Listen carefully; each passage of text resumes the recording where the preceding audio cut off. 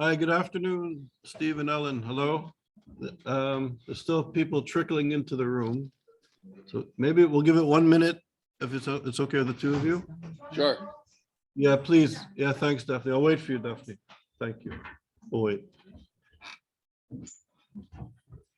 While we wait, are there any comments or questions? Can I just, Sure. I, for those of you who haven't checked your WhatsApp, I've suggested that there's so much good energy and good questions in this room and we can't get to all of them. So maybe if you had a burning question for whatever topic, if you could put it in WhatsApp, then other people who are interested in the topic or have responses can at least connect with you, like when we're having dinner or lunch or something. So we know who's interested in what and what kind of concerns. And one of the wonderful traditions and spaces in this culture, there are nice things in this culture, is the pub. Yes. And pubs are wonderful places to have a drink, to socialize, debate, teach, learn, argue, and have fun. And just also, I put up some, a link to the resources that I've talked about that project that I did. It's all freely available for teaching purposes. So it's copyright free. If anything's useful to you, grab it. If it's not, dismiss it. And I'm really happy to speak as somebody who teaches religious studies in a secular university. Cool. All right, I think we're gonna start. Okay, we're gonna start. So today, for the last session of the day, before we have our theatrical interlude with Marlon, I'm happy you're here. The final session is dealing with two important issues with two wonderful scholars, really leaders in their field.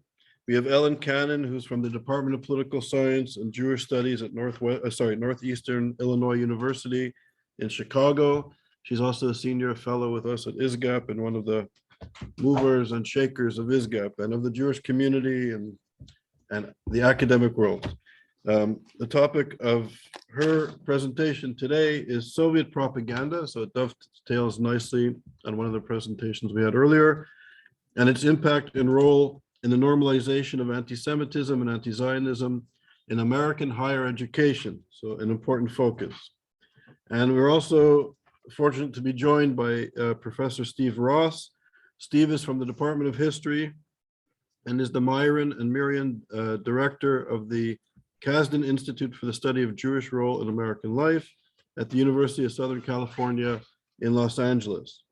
He's going to speak about, the title of his talk is The Secret War Against Hate, American Resistance to Anti-Semitism and White Supremacy After 1945. So I will give the floor to Ellen, if that's okay, and the floor is yours. And Ellen, thank you very much for being here. After your presentation, I'll call on Steve to do his presentation, and then we'll have time for Q&A for both of you. Sure. Thank you. Thank you. Hi to all of you who are there. And I know that you're having a wonderful conference and we hope to see you regularly in ISGAP. Let me begin. Writing in 1762, Rousseau, in his work Emile, writes the following: if someone dared to publish among us books that openly favored Judaism, we would punish the author, the publisher, the book dealer. It is easy to refute people who do not dare speak. I will never believe, he writes, that I have rightly heard the voice of the Jews, reasoning as long as they do not have a free state, schools and universities where they might speak and argue without risk. We need to hear the voice of the Jews. Professor Pessin and Benatar agree in their important work on anti-Semitism on campus. They write the following: change the word Judaism to Israel and Jews to Zionists, and Rousseau's 18th century observation is disturbingly applicable to today's campus. They go on to say that those in the academy who support Israel or who merely do not despise Israel are finding it increasingly difficult to speak up without risking verbal attacks, social and professional ostracism to their careers, and sometimes even physical threats. As a result, Israel-friendly voice on campus globally is being silenced. The question that consumes me, absolutely consumes me, is who will speak for the Jews? In any democracy, who gets to speak? But who today speaks for the Jew? And my answer is, we, the academic community, must speak up, not only as supporters of Israel, but as Jews, as knowledgeable Jews, as Jews that bring something to the table other than emotion, which is always good anyway. Today's campus orthodoxy sees Israel as a highly flawed location whose citizens are not indigenous to the land, who have usurped the rights of Palestinians, and the new campus orthodoxy sees only an apartheid regime founded on racism, genocide, ethnic cleansing, and colonial imperialism. The new orthodoxy, especially in the humanities and the soft social sciences, argue that Zionism cannot be defended or corrected because the very idea of a Jewish democracy is an offensive oxymoron that can only perpetuate the unjust and discriminatory status quo. Israel and Zionism are cast as illegitimate, incorrigible abominations. The attack on Israel is much more than an attack on Jews and Israel. As Stanford University President John Hennessy has warned, the atmosphere of intimidation, of vitriol on campus endangers our ability to operate as an intellectual community. Or in other words, anti-Israelism is an attack on the very norms and values of the university, and even more important, on the norms and values of Western civilization. The subject of Israel is no longer studied factually or objectively, but highly politicized, promoting Jews, Israel, and Zionism as forces of oppression and domination, in contrast to Palestinians, who are depicted as the oppressed, the spokespersons for social justice and human rights. Professors and students silence and often humiliate students and faculty who disagree with their perspectives. Jewish students have been turned away from joining campus clubs, journals, student government, once they verbalize support for Israel or Zionism. Professional faculty organizations have made it extremely challenging for faculty to fail the ideological litmus test of what constitutes correct positions on Israel, the Middle East conflict, and diaspora cultures and politicize. This development cannot be understood, I contend, without an examination of the role of the Soviet Union creating and promoting the cultural foundations of anti-Zionism, anti-Israelism, and anti-Semitism, which the progressive wing and the left-wing academic community in the humanities and the social sciences have absorbed. My research examines the ideological framework and pedagogy of 4 distinct Soviet regimes who developed and institutionalized through the process of higher education this propaganda over time. The ideological and educational framework has greatly influenced the American Academy, as reflected in the politicalization of the Academy, the substitution of ideology and activism for scholarship, and the hidden political agendas of pedagogy and research, which are often not understood or recognized by students as even lacking in objectivity, while promoting fabrication as truth. Today, I will only share with you a very small portion of the study of these 4 regimes. And what I will do is take questions on the following 4 regimes during our question and answers. I look at Lenin and Stalin this morning with you primarily, but my work looks at Khrushchev and Brezhnev, often overlooked as real factors in the development of this, not only in the institutions of learning in the Soviet Union, but its promulgation in our own.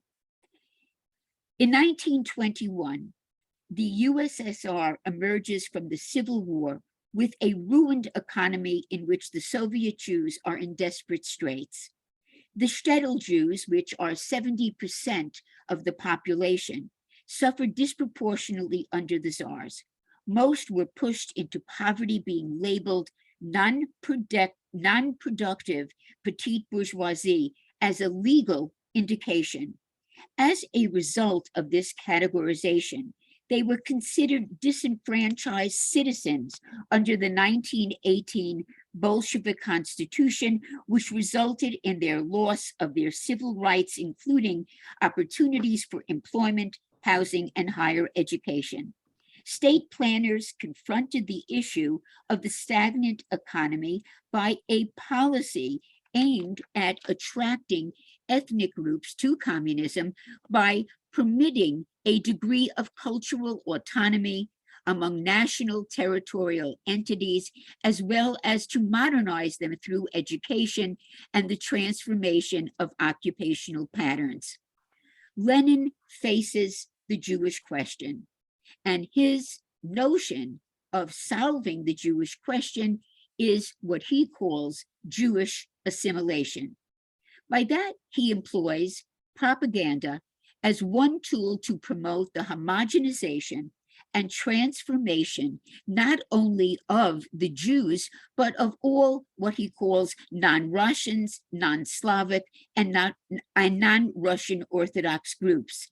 The propaganda included artistic posters reflecting images of the transformation of what he called his new Jews, in terms of, he said, how we teach them to talk, dress, and think as new members of the Soviet regime.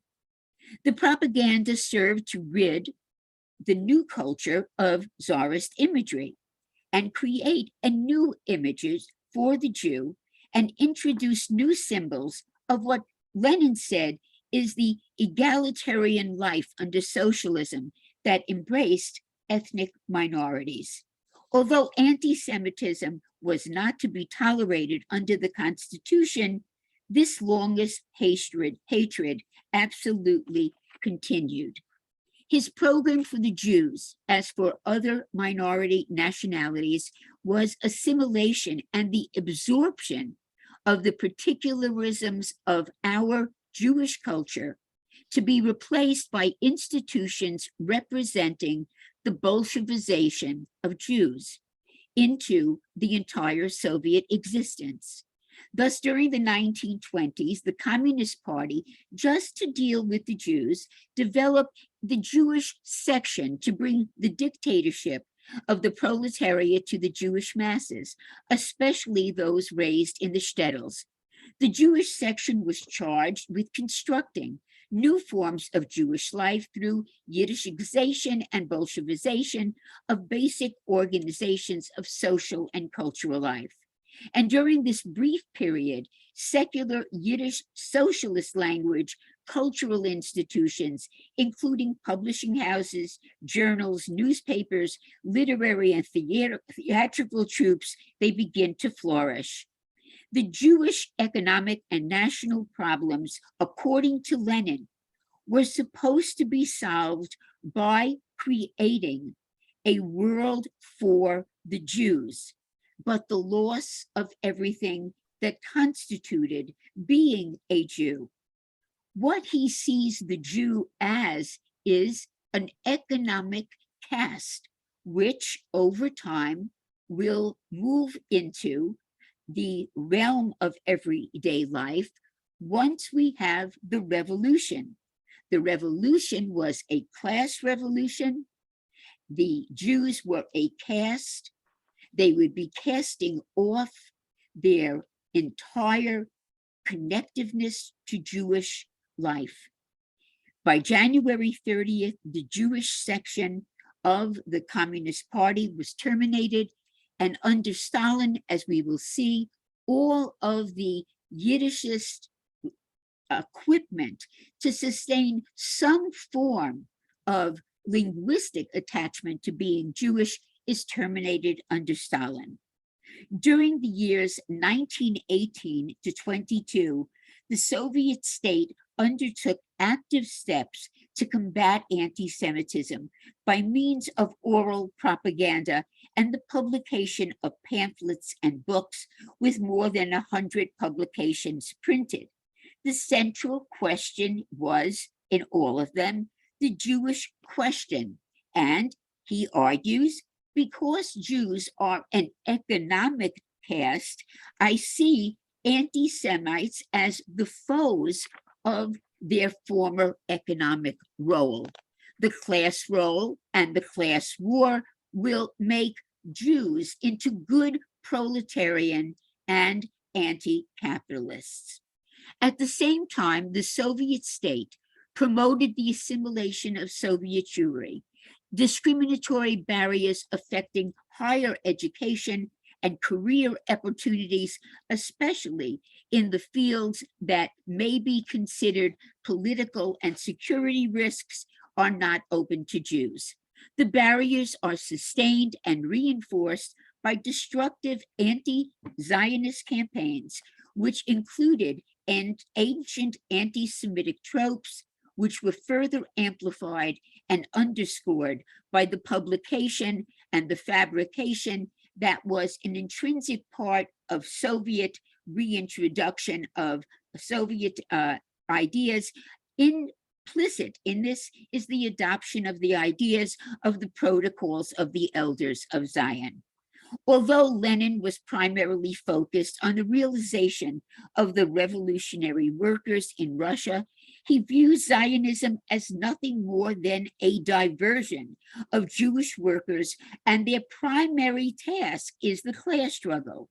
And he says, this must be the only thing that the Jews focus on. In 1913, Lenin denounces Jewish national culture and the politics of Zionism as representing the slogans of rabbis and bourgeois. Both are the foes of the new Russia. At the same time, the language that Lenin uses towards Zionism, and a period of time when Zionism is a peripheral issue and clearly not a major concern, will not only be used by future Soviet leadership, but by the left and progressive academicians and researchers in the 20th and 21st centuries in American academics. Zionism, he argues, is part of the larger colonialist, imperialist Western ideology and movement that, in the name of establishing a Jewish state in Palestine, throws the Arab community under the bus. The Arab working class is to be exploited by the British and then the Jews. That is, says Lenin, despicable. Thus, Jews, as part of the issue in Palestine, according to Lenin,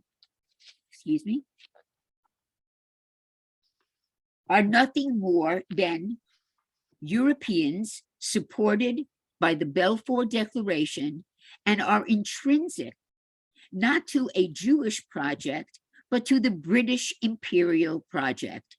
And thus begins his call, Lenin's call, for the Arabization of the Palestine Communist Party to take an active role in fighting any what he calls intrusion of Zionism in this early period.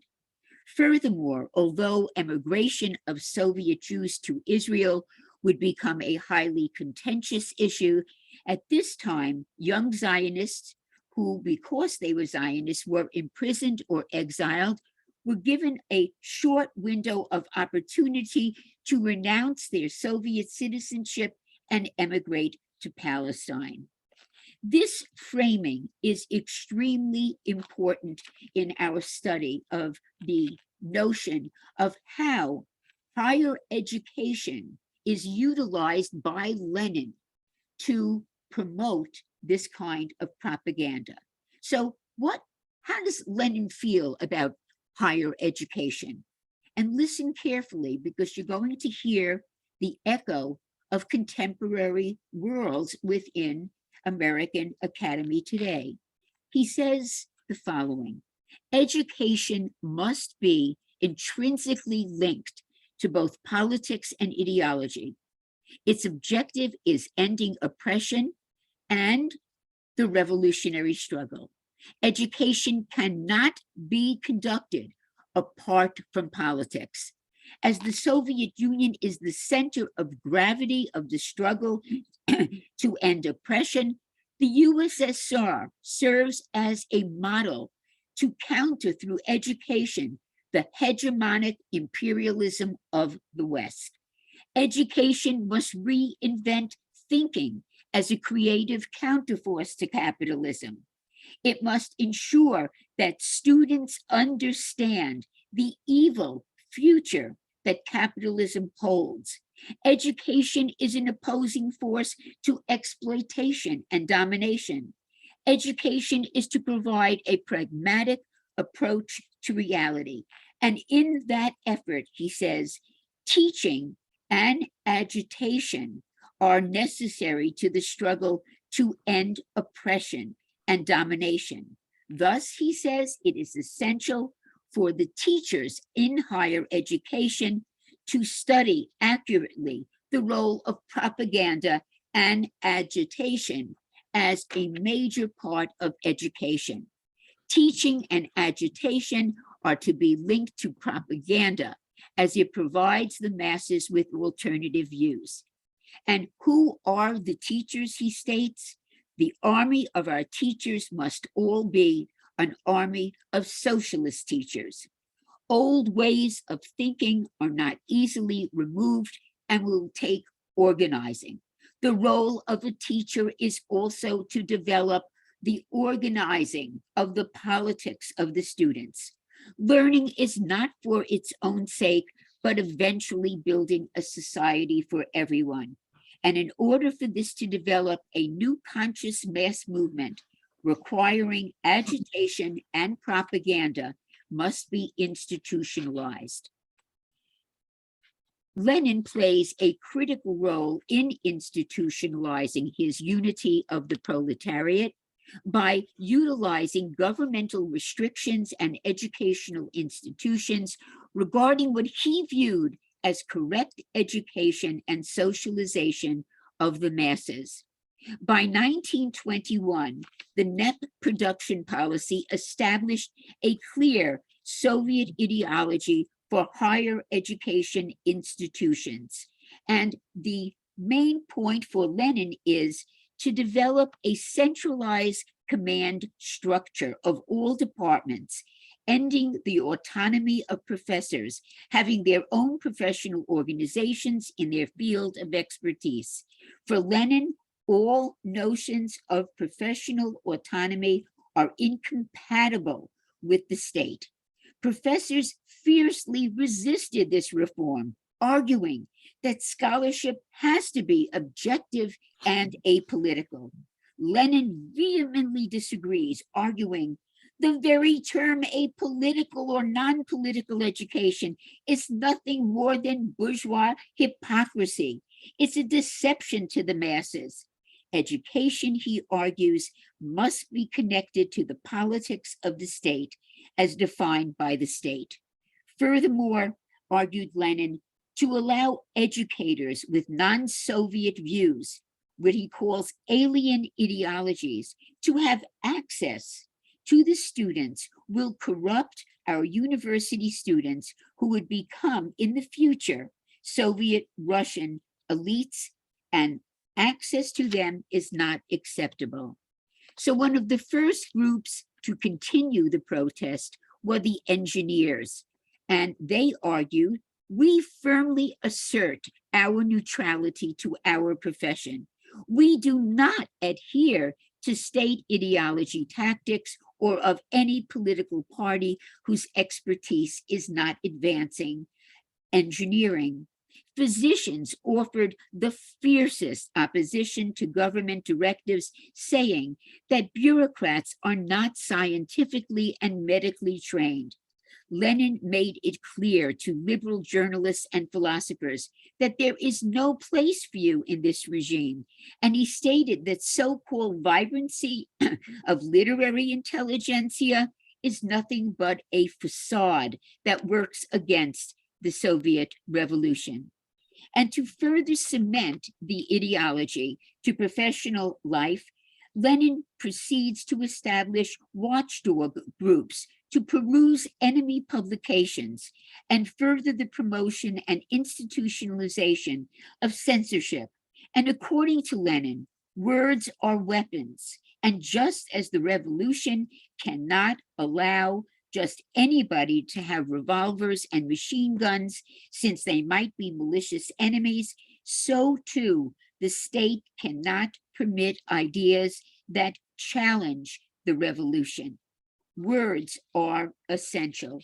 And on words, this is exactly what Lenin goes on to say. The words. Ellen, Yes. Ellen, sorry, you have about 4 or 5 minutes, please. Okay. Thank you. Very good. Thank you. He goes, words are used in the following manner in an effort to promote the revolution. They must provoke the reader or audience towards hatred, disgust, contempt, in order to understand who our enemies are.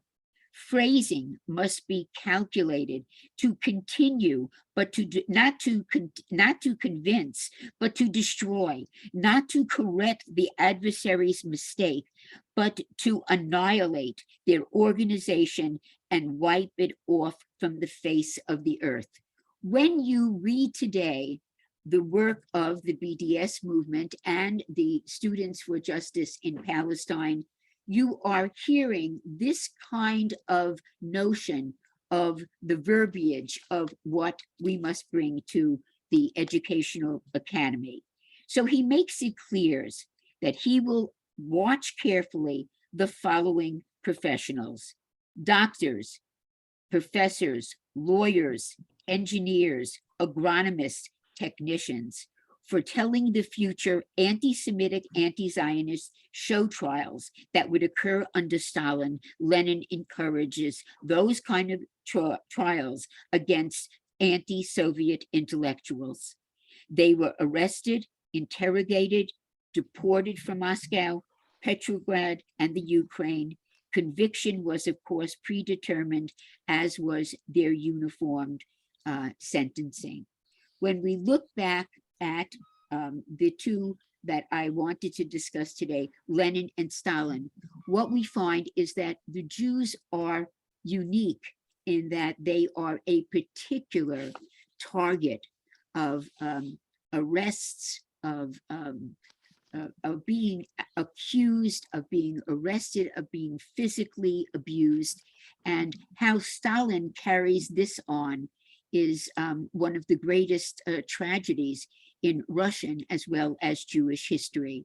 When I take questions, I would be delighted to take questions on Stalin and on Khrushchev and Brezhnev as well. Thank you for your courtesy. Thank you very much. Thank you very much, Ellen. As usual, thank you. And we'll turn the floor, give the floor to Steve, and then when Steve is done, we'll have Q&A for both of you. Steve, thank you for being here. The floor is yours. Hi, welcome. I'm sorry I can't be with you all in person, but I'm going to put up a PowerPoint that I have here that we'll use. Here we go.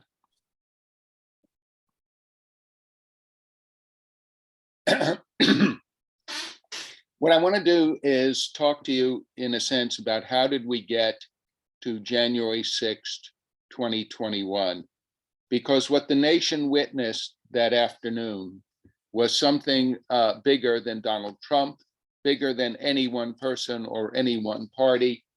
I would argue that what we saw on January 6th goes back to 1945, when Americans began fighting a second civil war over two distinct visions of the future and have continued fighting ever since. It's important to point out the anti-Semitic images, not just the Confederate flags.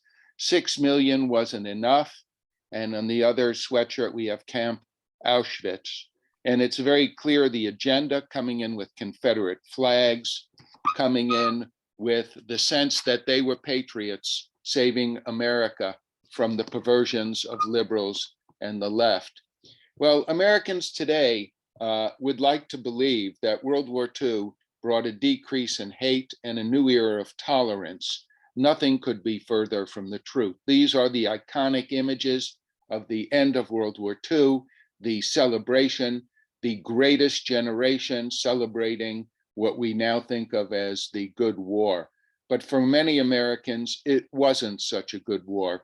According to 14 public opinion polls taken in 1945, 25% of Americans were, quote, infected with anti-Semitism, 25% are opposed to anti-Semitism, and 50% have no fixed opinions and can be swayed to either side.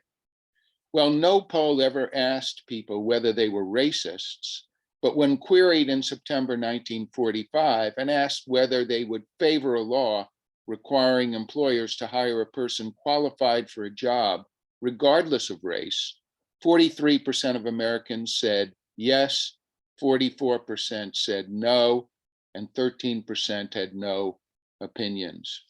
Well, these grim statistics, combined with the outbreak of racial and anti-Semitic violence during the 40s and 50s, require us to reconsider the legacy of the good war and the greatest generation.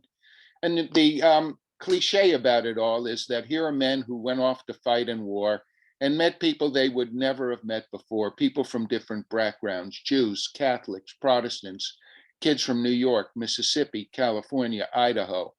And while by the end of the war, it wasn't Kumbaya America, there was a sense that at the very least, these people deserved to live a life free of fear and violence. Black veterans as well came back with a sense that things were no longer going to be the same. And even though they fought in segregated units, they fought for their country. And having shed their blood, Black and Jewish veterans decided, quote, the time has come when they would not quietly accept second-rate citizenship. They were Americans and demanded to be treated as such. But there was a darker side to World War II, one that we don't really talk about, and that is many of the veterans who went to fight not because they opposed Hitler, Mussolini, and Tojo, not because they opposed Nazism and fascism, but simply because Japan bombed us. And when someone bombs you, you fight back. They went off to war believing they were patriots. And when they came back, they discovered the nation had betrayed them.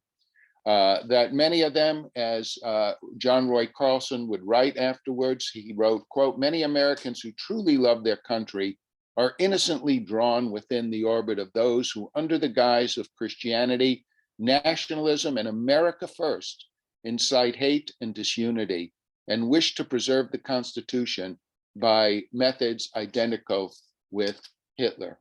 And most frightening of all, these people felt themselves as patriots who were killing to save America. And the story I tell in my current book starts in 1945 at the very end of the war, when after the war is over. By late fall 1945, the Ku Klux Klan begins its cross burnings yet again.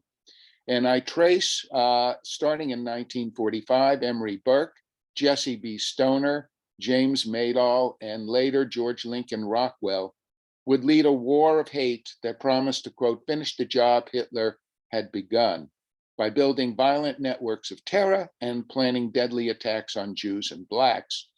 And while these names may not be familiar to you, Stoner and Rockwell are revered today by many of the current hate groups, the Aryan nations, etc., as the godfathers of white supremacy.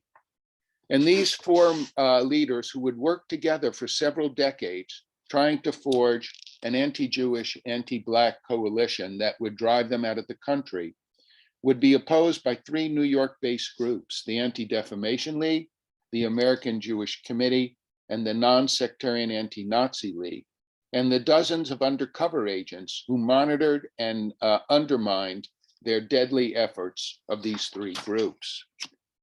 Well, Jews and Blacks knew that they could not rely on the FBI for protection because J. Edgar Hoover had displayed little concern for the rapid growth of an American-based Nazi and fascist organizations, both before and during the war, and even after the war. He continued to focus his resources on investigating alleged communists. Consequently, it would be up to the leaders of these three groups to protect Jews and Blacks from harm.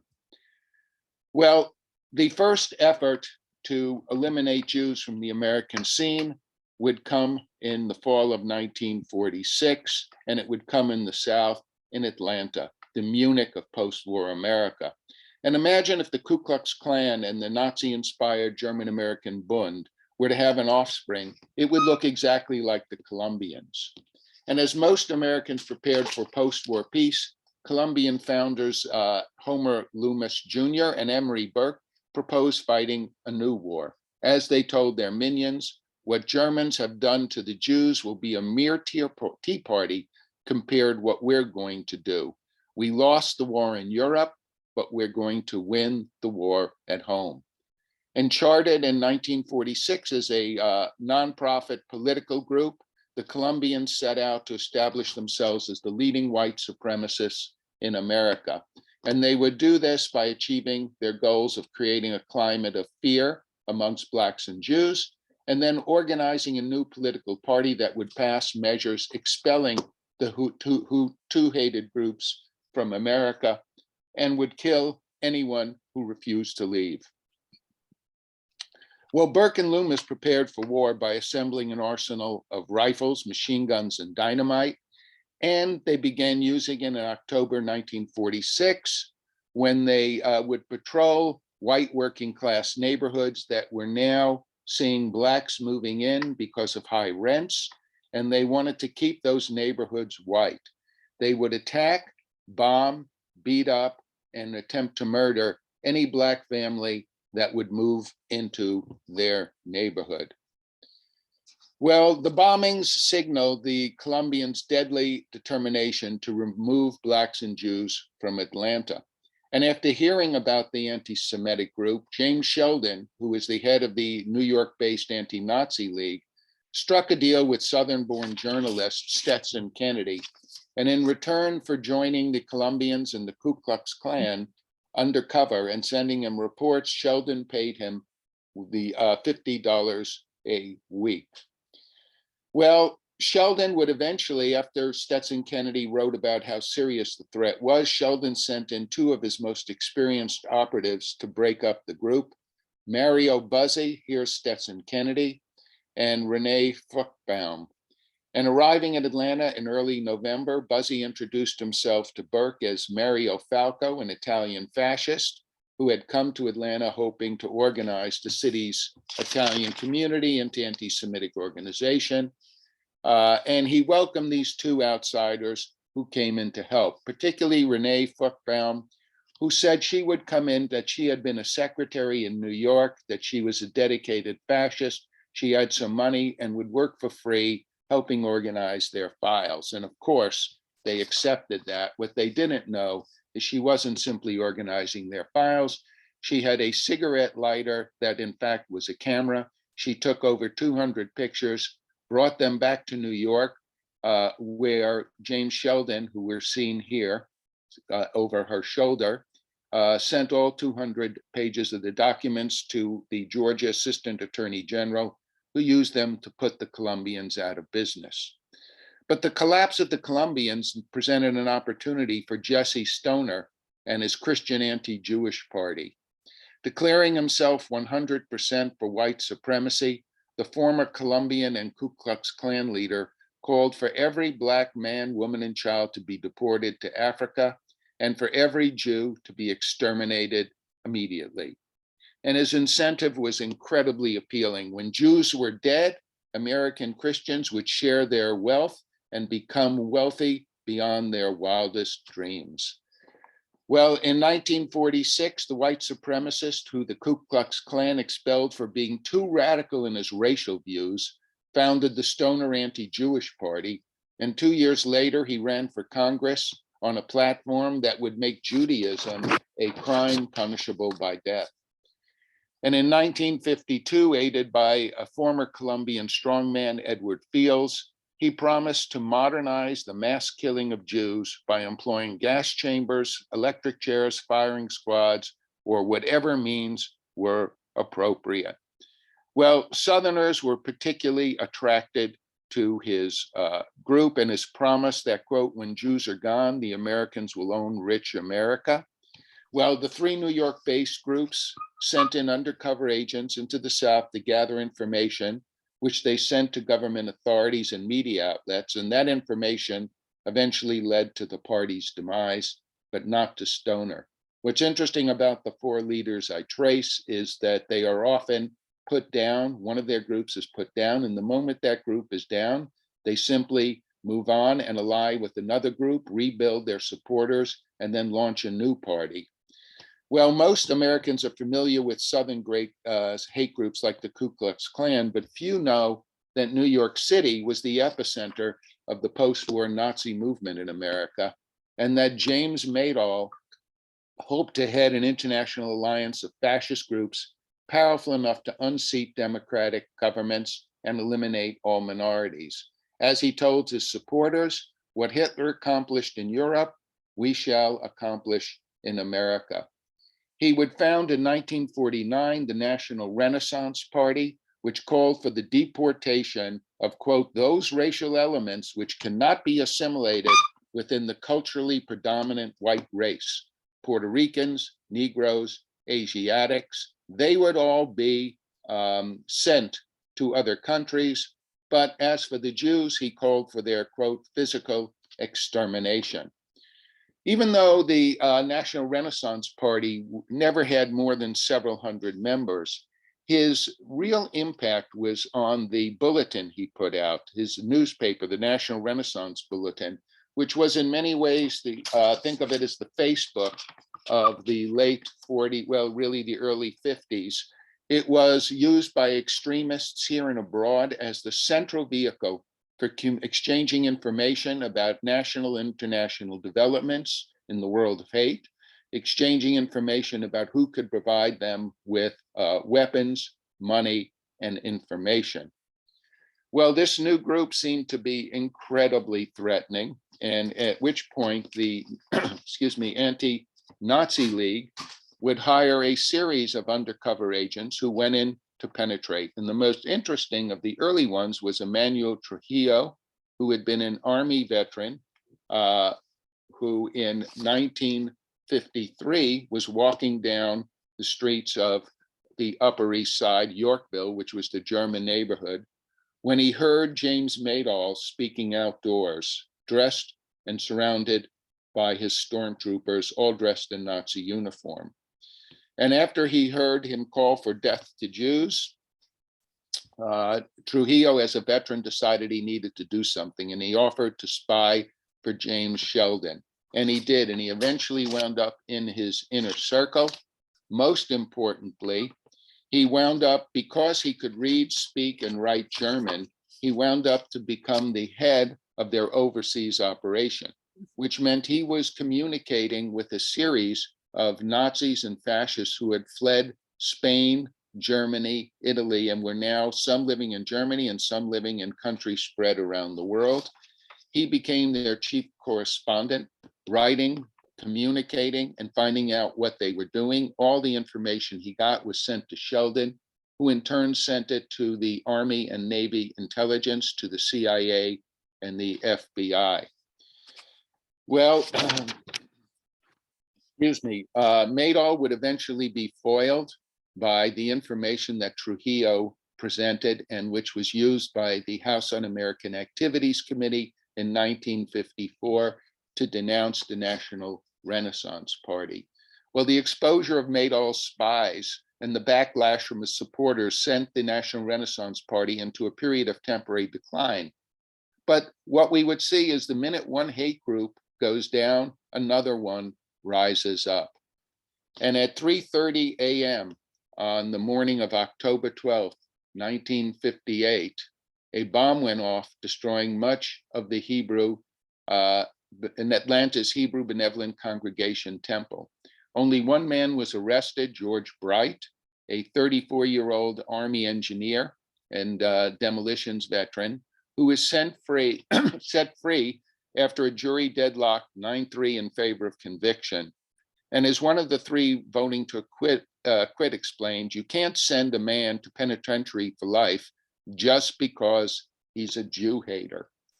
Well, in fact, the bombing of Atlanta was simply part of a terrorist campaign organized by these various hate groups. And during a 9-week period, beginning at Christmas 1959, over 600 synagogues, Jewish schools, residences, and shops throughout the country were targeted for vandalism or destruction. Well, the Anti-Defamation League, American Jewish Committee, and Anti-Nazi League responded to the attacks on Jews and Black churches by stepping up their spy operations. ADL spy master Arnold Forster placed undercover agents in Southern Citizens Councils and in a number of anti-Jewish groups throughout the country. And when agents discovered planned plans for violence, they notified Foster, who in turn notified local authorities. And in one instance, information from the ADL's head in Miami, B. Botnick, led to the arrest of several Ku Klux Klan bombers. Well, determined to crush the National Renaissance Party, James Sheldon replaced his original 4 spies who had been exposed with a series of new spies who Madoll trained as his successors. Well, the spies from New York slowed down the bombings, but soon a new threat emerged: the formation of the National States Rights Party in 1958 by J.B. Stoner and his protege, Edward Fields, as well as Madoll, and finally the rise in 1959 of the American Nazi Party by charismatic former Navy commander George Lincoln Rockwell, who also promised to complete the job Hitler left unfinished. Well, Rockwell's flair for the dramatic brought Nazism, fascism into a new age of media hype. Born in Bloomington, Illinois, Rockwell enlisted in the Naval Air Force in 1941 and served until October 45, when he was demobilized with the rank of lieutenant commander. He returned to active duty in 1950 to train fighter pilots for the Korean War. And a year later, he had a conversion experience while reading Mein Kampf. As he wrote, I was transfixed and hypnotized. I realized that National Socialism, the iconoclastic view of Adolf Hitler, was the doctrine of scientific racial idealism, actually a new religion. And in 1958, determined to carry out Hitler's teaching, the Navy veteran joined J.B. Stoner, the Columbians' co-founder Edmund Burke, and 100 delegates from 18 states to form the National States Rights Party. A year later, he formed his own American Nazi Party with headquarters in Arlington, Virginia, where he gained national attention by always appearing in Nazi uniforms and surrounding himself with stormtroopers and swastika flags. Rockwell adopted a platform taken directly from the Columbians and Stoner's anti-Jewish party. He promised to exterminate all Jews and send every Black back to Africa. After his undercover agents alerted Sheldon and Foster that the bitter rivalry between Madoll and Rockwell threatened to undermine their movements, they sent in spies to widen the division until one, if not both groups, would collapse. Well, Madoll and Rockwell soon realized their organizations had been penetrated by the Jews. And this time, the spy masters, as well as the spies, were targeted for death. As one anti-Nazi League agent warned Sheldon, "Be on guard, for Rockwell says he would like to cut up one of the ADL people and send his body back to the ADL offices." Well, fortunately, dissension between the two of Madoll's most devoted followers led to splinter groups that briefly allied Rockwell with Madoll. And Rockwell brought Nazism into the media age by organizing stunts that would attract national attention. In this case, in 1961, in the midst of civil rights efforts calling for integration, He sent his hate bus throughout the South on a tour trying to convince Americans that the truly patriotic way was segregation. Well, following Rockwell's assassination in August 1967, James Maydall emerged as the nation's undisputed Nazi leader. In as late as December 1967, he was speaking at rallies, crying out for kill the Jews. Kill is not an ugly word. It is a right to destroy an enemy. There can be no coexistence between two races. One must lose. Ironically, both Rockwell and Maydall tried to make alliances with Elijah Muhammad and the Nation of Islam, arguing that both agreed on one thing, that there had to be race separation. So Rockwell is assassinated in outside a laundromat by one of his ex-leaders, John Patler, who had also been for many years with James Maydall and the National Renaissance Party. Well, the American Nazi Party declined not only after the death of its leader, but after the death of Daniel Burroughs, who committed suicide the day after the New York Times exposed him as being the son of Orthodox Jews, who in fact had been bar mitzvahed. Well, Maydall's dream of becoming the next Hitler would end in 1971 when he was attacked by a disgruntled right-wing activist, beaten over the head, and he would never recover. But Stoner, in fact, would continue his campaign up until his death. And when the white supremacists we saw in Charlottesville in August 2017 would march, shocking a nation by chanting, "The Jews will not replace us," that shock would soon turn into horror as anti-Semitic attacks grew more deadly over the next 5 years, from the attack on the Tree of Life synagogue in Pittsburgh that killed 11, to the Chabad congregation shooting that left 1 dead in Poway. And many Americans asked, how could this have happened? And the answer is, it's not surprising. These shootings, these demonstrations, the chant of "the Jews will not replace us" had been part of a long-standing battle going back to the end of World War II. And most importantly, what to understand is that these 4 leaders left a legacy. We can trace, in fact, the current leaders are of various groups like the Aryan Nations, the Oath Keepers, are the grandchildren of these original so-called patriots. We see the legacies that Field and Stoner inspired. They created the American First Party that Donald Trump would play off of. Moreover, Richard Butler and the Aryan Nations were directly inspired by the teachings and preachings of J.B. Stoner, that David Duke in turn was inspired by George Lincoln Rockwell. And to come back here now, even though at the last interview that Stoner gave in July 2004 before his death, he expressed something that we need to be afraid of today. Because once again, these are not crazies. If we see these people as crazy, if we see them simply as right-wing demagogues, we've missed the point. They see themselves as patriots, as Christians preventing America from being perverted by left and liberals.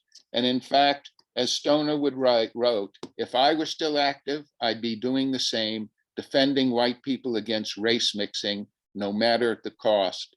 And although he didn't succeed, he said he had no regrets, for a person isn't supposed to apologize for being right. Thank you.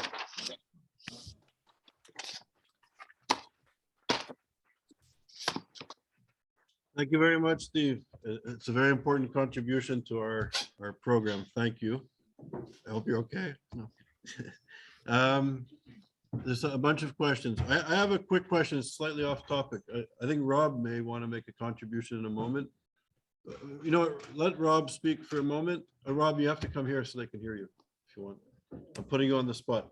While Rob comes here, he's going to speak about the KKK in the United States and a personal experience he had.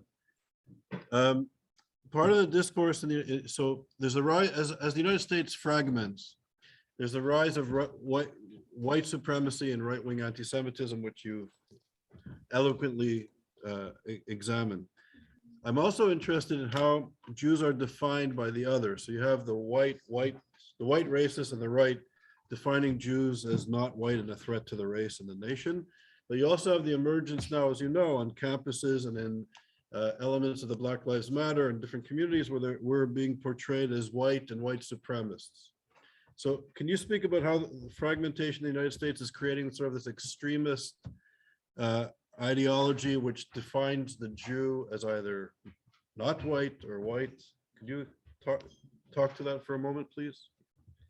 Yes, I mean, one of the things when I've had a student talk about that I was part of a white supremacist establishment, I stopped the student, I simply said, "What color am I?" And they looked at me like I was crazy. And they said, "You're white." And I said, "Well, is that 100% sure? And is that timeless? Would I always be white?" "Yes." "Well, in fact, in 1920, I wasn't white. My ancestors wouldn't be white." And I tried to explain about, in fact, and one of the important things to understand in terms of the whiteness issue is one of the things I learned in the course of the research was the power and the longevity of something known as the Christian identity movement. And that has played a critical role also in, I think, influencing right-wing people about who is white and who isn't. And the Christian identity movement is started in England in the 1890s and really grew in America in the 1930s and 40s, particularly in California with Reverend Wesley Smith. And it claimed that Jews insist that they are God's chosen people. That is not true. Jews, in fact, are the spawn of Satan and Eve. And their child was Cain. And therefore, Jews are not white. Not only are Jews not white, they're barely human, but they are still above Blacks, Asian or Asiatics, as they would refer to them, who are not even human. They are mud people. They are not even born of humans. They are born of less than humans. And therefore, the ideology is because they are truly not white and they are truly not human, you can kill them. And in fact, they say Christ was in favor of violence. He also expelled the Jews from the temple. And therefore, if you kill Jews, you are doing their unborn children a favor because their unborn children would go to hell. So this is part of, I think, a larger, this is why, because I remember asking my rabbi once how can people who consider themselves Christians participate in that level of anti-Semitism? And we got talking about Christian identity as well as other things. Okay, thank you. Here's Rob Sattler. I'm sorry. Go ahead. First of all, thank you very much. These presentations are absolutely terrific. I have no academic expertise on these issues, but I thought that the group would be interested in hearing a brief personal story, in addition to whatever I do for a living. I may be the only person in this room that was once kidnapped by the KKK and held hostage by them in a small town in North Carolina now 41 years ago. And just to put a historical sheen on this, some people around this table may remember an event in Overland, Kansas, a small suburb of Kansas City, exactly 10 years ago, when an elderly guy took out a rifle and shot people outside a Jewish community center of Overland, Kansas, hoping to kill Jews. In the end, he didn't kill any Jews. He killed ordinary, I mean, not ordinary, everyone's ordinary. He killed a group of non-Jews that happened to be using the Jewish community center, but he wanted to kill Jews. That guy was named Glenn Miller. Glenn Miller, I'm sorry? A musician? Not that Glenn Miller. This guy was named Glenn Miller, and Glenn Miller in a previous existence was the Grand Dragon of the Carolina Knights of the Ku Klux Klan. And when I was 19 years old, I was an editor of the Duke University daily newspaper, the Chronicle, and came across a small item in the Raleigh News and Observer that referred to Glenn Miller. And I said, you know what? This would make a great story. People at Duke don't know that there's a Ku Klux Klan guy who lives less than an hour from our campus. And so in a fit of youthful exuberance, I called him up. You could do that in those days. Just look online, not even online, call 411. You don't even know what that means. Call 411, get the information, and just call him up, which I did, and said I'd like to come over for an interview. And he was very glad to have me for an interview, as long as there were two conditions: no blacks, no Jews allowed. I readily agreed, got a crew cut, got a fake press pass, put a cross around my neck. My big mistake was to take a photographer who looked like he was straight out of Hitler Youth, tall, blonde, blue-eyed, lovely guy. Anyway, we drove down to the small town in North Carolina, which turned out to be a paramilitary training camp. There was a bunch of guys out back in Marine or military outfits with submachine guns. I understand why you like to do research. With submachine guns, practicing in the backyard, shooting practice, that sort of thing. Anyway, I knocked on the door, walked into the house. We sat down, we started the interview. 10 minutes into the interview, Glenn Miller starts going like this. Oh my. I smell a Jew. I smell a Jew. And I say, well, I look around, I say, I don't know who you're looking at, because you set some rules and I follow my rules. Anyway, to make a longer story short, after another couple of minutes, he says, not only do I smell a Jew, but you blush like a Jew, you look like a Jew, you are a Jew. He pulls out a revolver, and he takes me outside and he locks me up in a car for the next 7 hours. And I stay in this hot, spring North Carolina car. Every 10 minutes, somebody walks by and waves a pistol under my nose, just to scare the daylights out of me, quite successfully. In the meantime, they try to recruit my blonde, blue-eyed photographer to join the club. As it turns out, thankfully, at the end of the day, I was let go. We were let go. We were told, to get out of here, never come back. We paid. He came out in his full Ku Klux Klan regalia for my photographer friend to be able to take a picture of him, and we left.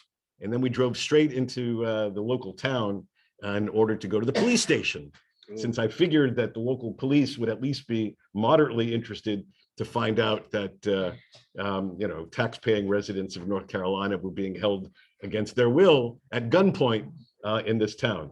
And as it turns out, after we explained all this to the police chief of the local town, he said, he looked at both of us and he said, "Glenn, that good old boy, you really shouldn't be going where you're not wanted," to me. And he urged that, he suggested that we leave town and not return. So I tell you this story not because it has any special value, other than to point out that occurred in 1981. And then 33 years later, that guy, still motivated by that same anti-Jewish hatred that kept deep inside of him. It just kept going and kept going and kept going. It's like what he lived for. He ended up, 1,500 miles away with a shotgun in his hand, and he killed 4 innocent people outside a Jewish community center in Overland, Kansas, outside of Kansas City. You can read this. I wrote an op-ed in the Washington Post the day after the killings in Overland about my experiences 33 years earlier, just to underscore how deep and abiding this hatred can be. How did you respond after? So, Thank you. Yeah. Thank you. Thanks, Rose. Thanks. No, if you can come here, anybody, who else has a, no, Christina, I see Christina, anybody else who hasn't asked questions recently would like to ask a question? And it comes to your. Thank you. Can you see me? Hi, hello. Thank you very much for your talk. Hi, I wanted to ask Steve, please, a question. So I go to the University of Bergen, Norway, and I'm writing my master's thesis on Jewish reactions to anti-Semitism in Norway after 1945. And this includes, of course, the attitudes of those Jews to events and incidents which they considered to be anti-Semitic, and what this means and what reaction means, including, of course, the decision to keep your head down and stay silent. And Leonard Dinerstein wrote, if I remember correctly, on the first post-war years in the US, that the active combat against anti-Semitism was successful precisely because it was done in various fronts. And then other scholars kind of established that our most powerful tool as Jews in this combat is actually other actors who are influential, who are maybe, organizations or individuals of, well, non-Jews who might, be in our favor. So I wanted to ask you, please, what approaches and strategies do you conclude then have been proved to be efficient in combating anti-Semitism? And what fronts do we need to fight on and focus on? And learning from the case of, well, the US, of post-war US, how do we deal with anti-Semitism where it is not apparent or where we do not have the support necessarily of larger non-Jewish actors, and where Jewish communities can be very small and marginalized? I hope this is clear. Thank you very much. If I could really, excuse me, if I could give a definitive answer for that, I should be in government running the FBI or something equivalent. The answer is certainly from the 1930s on, Jews have had to rely on themselves, is what I would say. That during the whole history of the 30s, 40s, 50s, 60s, what we've seen is government authorities, particularly House Un-American Activities Committee, that's supposed to look into un-American activities on the left and right, has been really only concerned with activities on the far left. And what has protected Jews all these years has been undercover operations that they've run. And I will say this, I gave a talk I've given several talks for the Anti-Defamation League after my book Hitler in Los Angeles came out. And at one of those talks, Jonathan Greenblatt was there. And I offered to go and speak to any ADL group he wanted in the country, no fee, but in exchange, I wanted access to the ADL's spy reports from the 40s, 50s, 60s, 70s, 80s. And he refused. He said, I'm not going to let you see them because we're still spying and we're using the same techniques. And for the history I've looked at from 45 through the 80s, most of the incidents of anti-Semitism, most of the attempts to stop hate groups from actually taking hate speech into hate action and violent action has been done because of these Jewish undercover groups that have then fed information to police, FBI, Army intelligence, Navy intelligence, the CIA, and other groups, because it's ultimately up to them, that is the non-Jewish groups, to use the authority that they have to stop these groups. Because I will tell you this, the anti-Semitic critics of these operations, the most famous post-war one being the journalist Westbrook Pegler, dubbed these various, the ADL, the AJC, and the Anti-Nazi League as, they called them the Jewish Gestapo, that they had no right to have Jews spying on honest Christians. And I would say it's been the same way ever since. It's one of the reasons the ADL doesn't want it known that they are still spying on these right-wing anti-Semitic and anti-racist groups, or racist groups rather. Thank you. Hi, good day. My name is Nadia. Thank you very much for your wonderful speeches. I would like, Ellen, to ask you some question about, Soviet propaganda and women human rights movements. I mean, I have read a lot about, international campaign, women campaign to support Soviet Jewry and against, the campaign against Soviet propaganda. And I would like you to ask you in general, your point of view about the impact of women human rights organizations, and specifically the human rights organizations that we had in the countries of former Soviet Union and their impact on American Jewry and America in general. Thank you. Well, thank you. Thank you very much for an excellent question. The human rights whole complexion of organizations plus their NGOs and the social justice legacy as well are used today as a camouflage, as a mask of using a language that is not understood as a really like a front organization for the continuation of some of the worst atrocities against Jews and against people who really do need help. So what we see is the following, is that from the very beginning of when the Soviets become active in this particular issue, there is a change between 1947 and 1971.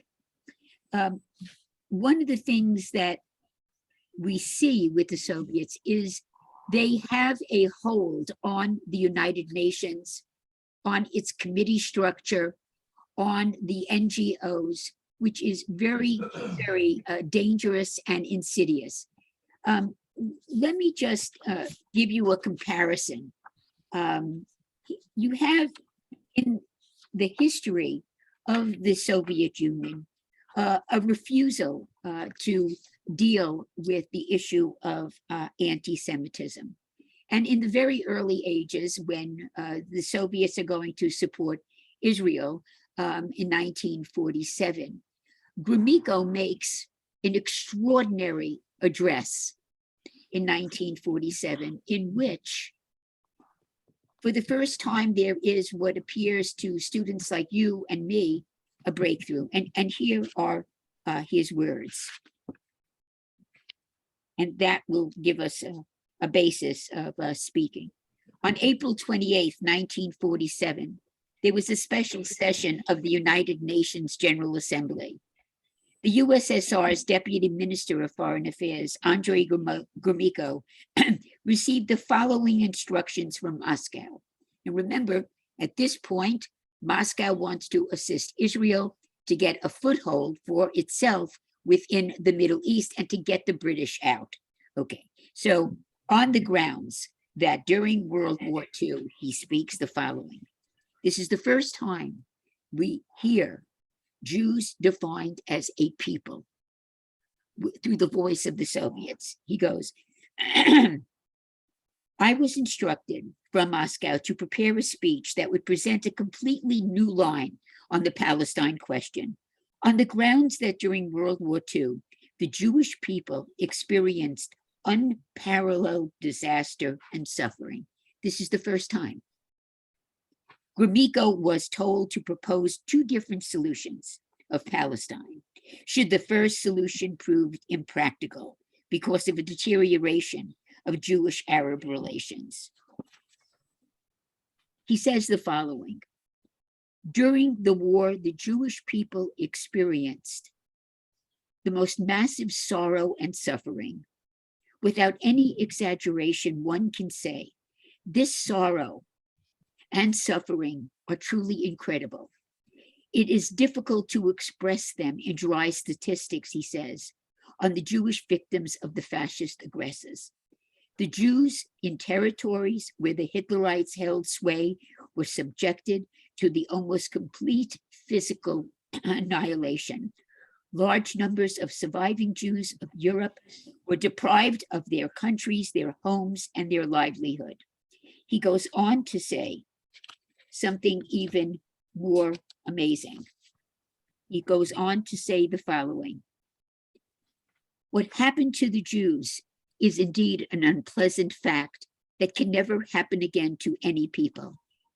This fact explains, he says, the aspirations of Jews to establish their own state. It would be entirely unjust to take this into consideration and to ever deny the right of this people, the Jewish people, to realize this aspiration. Compare this to 1971.